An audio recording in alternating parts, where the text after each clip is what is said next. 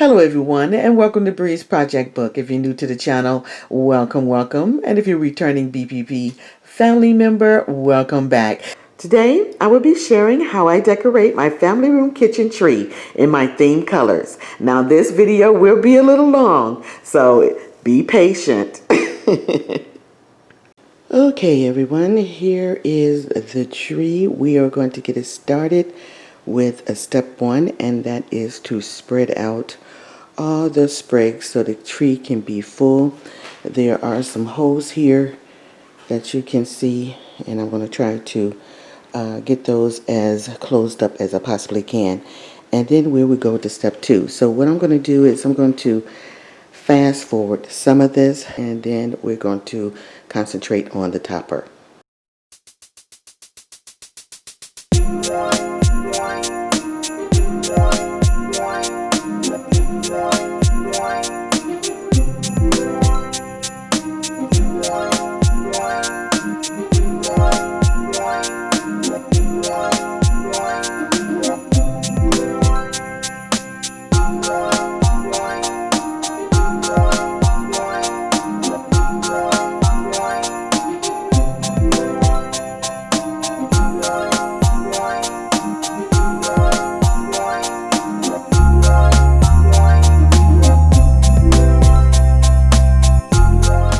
Here are the ornaments and picks that we would be working with to put on the tree.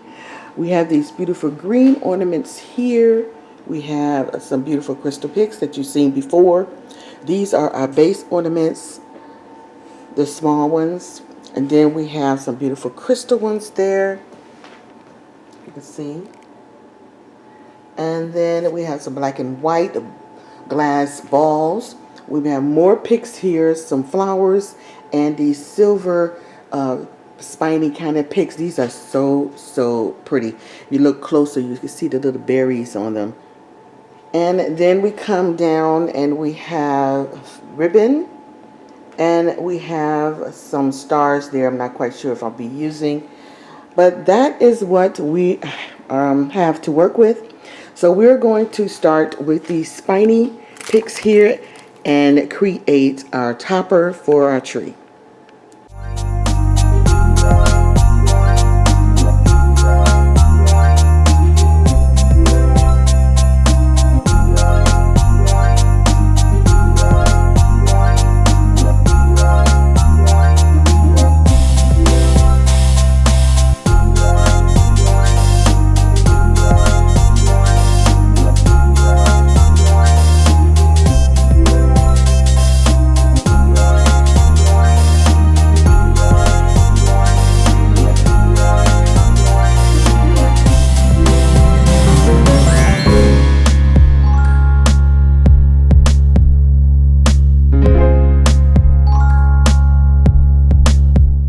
Take some ornaments. We're taking these black balls and some of those gray and silver decorative balls, and we're going to set them inside the tree limbs to complete the topper. It will fill it out and will look gorgeous once it's done.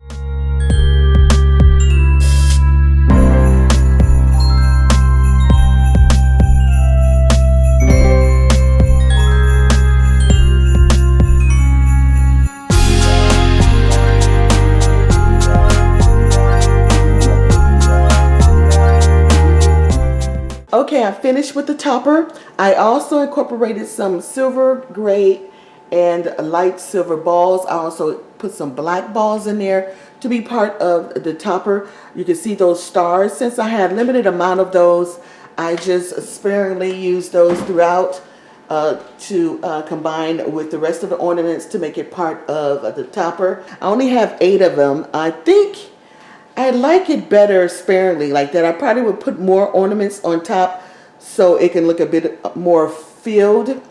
You can see I started to put my ribbon on here. I started at the crown because I wanted the ribbon part of the topper, and then I came down at the end with some fishtails. I'm not quite sure how I'm going to install the ribbon, so I would just figure that out as I go, so you'll know when I know.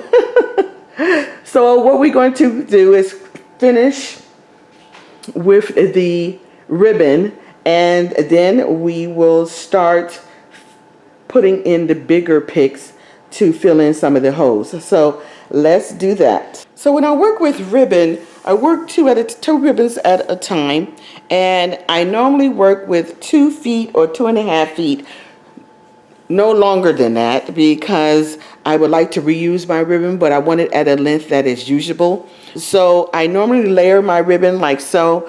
Some people layer 2 ribbon. I like to layer 1 ribbon larger than the other. I can do the 2 ribbon at the same time, so it all depends on one is patterned and the other one is not. So you can see the 2 contrasting ribbon. Here is just 2 different colors, so I wanted you to see the colors. So one is larger and the other one is smaller. And we're just going to lay that right on top. I already fishtailed the ends of it.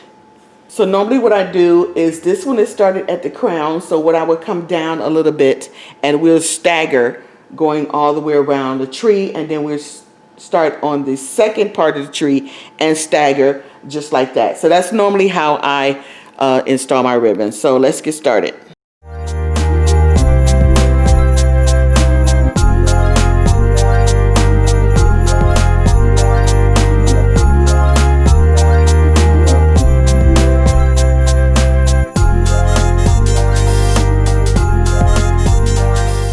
And now I'm going to make some flags, and what I mean by that is I'm going to take both ribbon and I'm going to cut about 2 feet of ribbon, bend it in half, and I'm going to insert them in different areas of the tree. These are markers for my points of interest, and I will explain that later on in the video.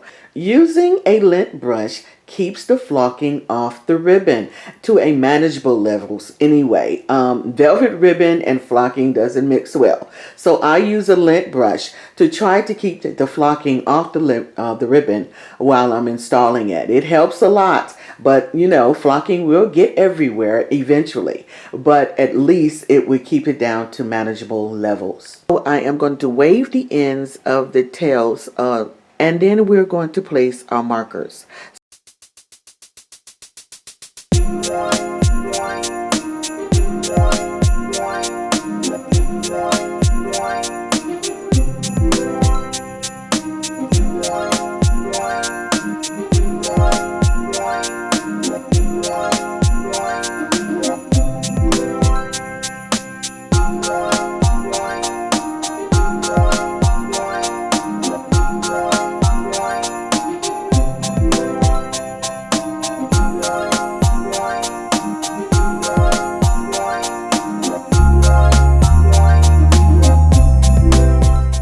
Now it's time for our point of interest. These gorgeous green velvet poinsettias. I purchased these from QVC. They are gorgeous and they make the perfect point of interest for these ribbons. So I'm going to install them, but before I do them, they all come gathered up in this nice little packaging. So I'm just going to flare them out and get them spread out, and then I'm going to insert right above each of the ribbons in the tree.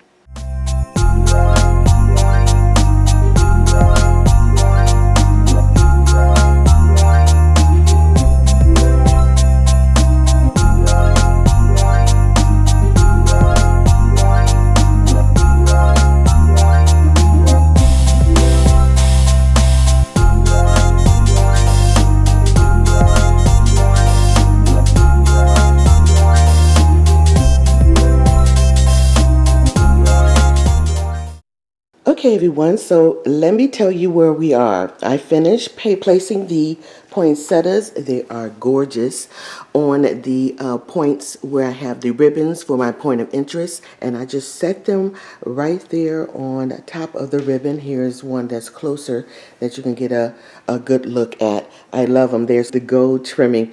When I purchased these from QVC, they didn't have the silver trimming, so I figure, okay, we can do a touch of gold. That's okay. So as I walk around the tree, you will see how it looks. There's another one, and then there's another one. As we go up to the top of the tree, right where the crown is, you see there's more poinsettias at the point of interest where I have the ribbon coming from the crown, and it flows down like this one right here. And they're also up in the crown of the tree, going all the way around. There's something else that you probably noticed, that I started stuffing my tree with the base ornaments. The base ornaments are just my plain ornaments. That is the base color of my theme, and those are stuffed inside the tree. As you see this white one here, there is a black one. These are the large ornaments that I showed you what my base ornaments is. There's a larger one there, and it continues all the way around and inside the tree. This gives you a full look. It also covers those holes there that I didn't have enough poinsettias for. So it covers those holes with ornaments that I stuffed inside the tree. Okay, so that's where we are right now. So I have a few more ornaments, base ornaments to place inside the tree. We'll finish that up, and then we'll go from there to the more shinier themed ornaments. So what I'm using as hooks are these nice little plastic, they are a little wire in them, and I love these because you can easily wrap these around the stem. I normally don't hook them in like that because they're not secure, especially with your glass ornaments or your ornaments that are vintage or been passed through your family. You don't want those to fall. So I take this wire and I wrap it around the stem. So here's a good example. So I basically take a limb like this and I place my ornament and just bend it around like so and push the base ornament inside the tree. And that gives it a secure hook or a secure attachment in the tree. Okay, so we have our little base specialty ornaments. These are the ornaments that are just a little bit more character than your base ornaments, and they're in the style of your theme. So these are actually theme ornaments, I guess you can call them. So I insert them not on the limbs per se, but out on the limbs so you'll be able to see them. So I leave the limbs free for another ornament if I want to place it on here. But so far so good. Everything is looking nice. And this is where we are so far. You can see it's starting to fill up. Now these gaps that's like here, I have something for those. So that's the reason why you don't see anything there. Like right here, there's a gap. There's a reason for that. So here are the picks that we are going to be placing on those empty branches that you see. Branch right here, we're going to place a pick.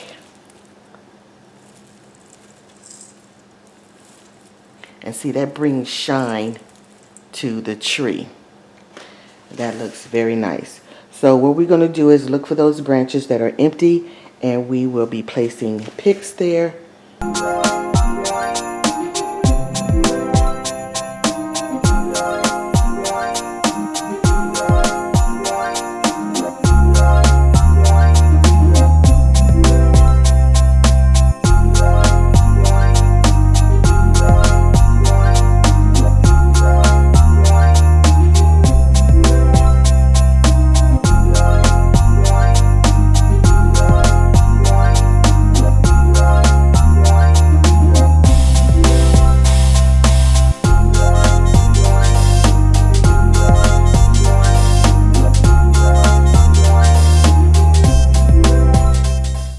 So we have these nice little hooks.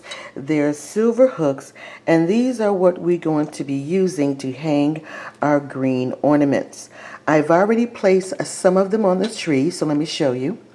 You can see I hung some of the hooks on different areas of the tree where I want the ornament to go, and I just sparingly put them around the tree where I think is evenly spaced, but we'll see. I have several of them here.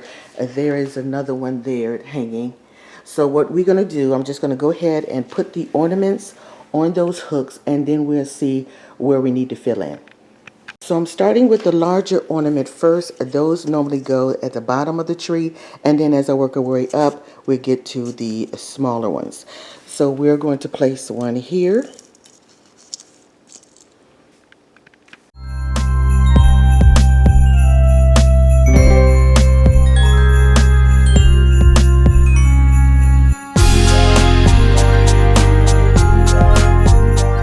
Okay, everyone, we are at the home stretch.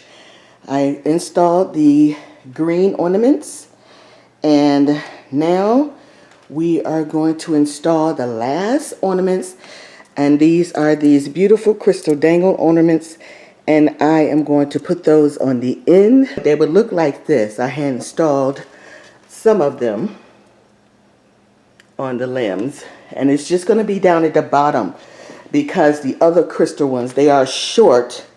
They look like this. So those will be placed up in this area, and the ones that hangs like those will be placed down at the bottom. So that will be the last of it. So we'll go ahead and I'll finish installing the last of the ornaments, which are those crystal ornaments, and then that is it. Don't forget the Christmas Holiday Mix collaboration at 3 p.m. This is our second annual event, and we are so excited, myself, Kimmy, Kenya, and Wani, to share with you our Christmas holiday decor ideas and tips. Happy holidays!